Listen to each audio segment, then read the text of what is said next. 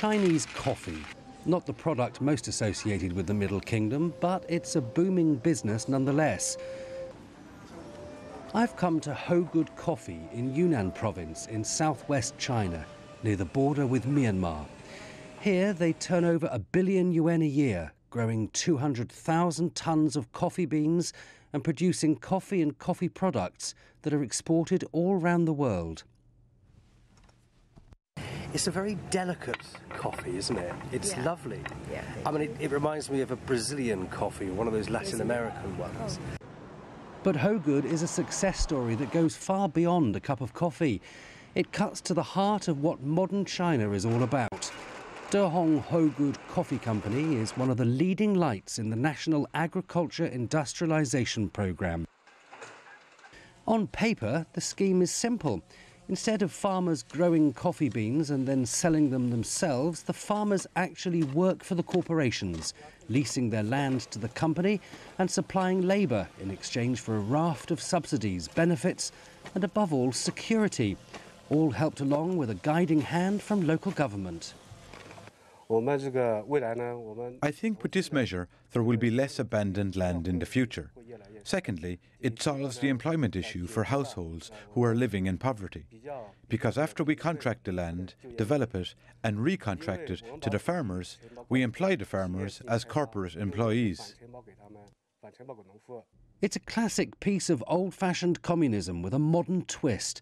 Traditionally, farmers carry the risks and the costs of their venture.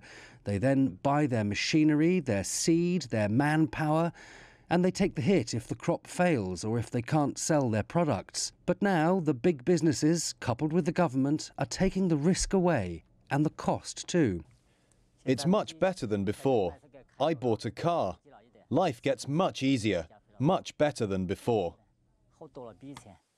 But there's a third layer at play here, local government. They're the middlemen, the ones who ensure the scheme runs smoothly and provides a helping hand when it's needed. Since we introduced this model, the farmers have double income. Firstly, they lease the land to the company and receive a rental payment. Secondly, they work for the corporate and get extra amount of income. There are several schemes to choose from. Some centre on large-scale and intensive farming. Others concentrate more on creating farmers' cooperatives. Local government helps match farmstead to corporation and ensures each party picks the right scheme.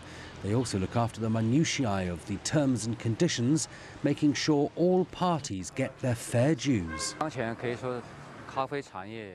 The prefecture government has allocated $4.5 million to support the local companies to expand their businesses.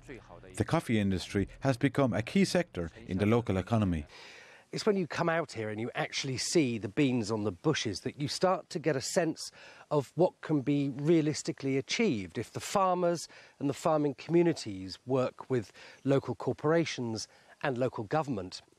But to get a sense of how these reforms can work in the future, the scale of it, you have to look just a little bit higher.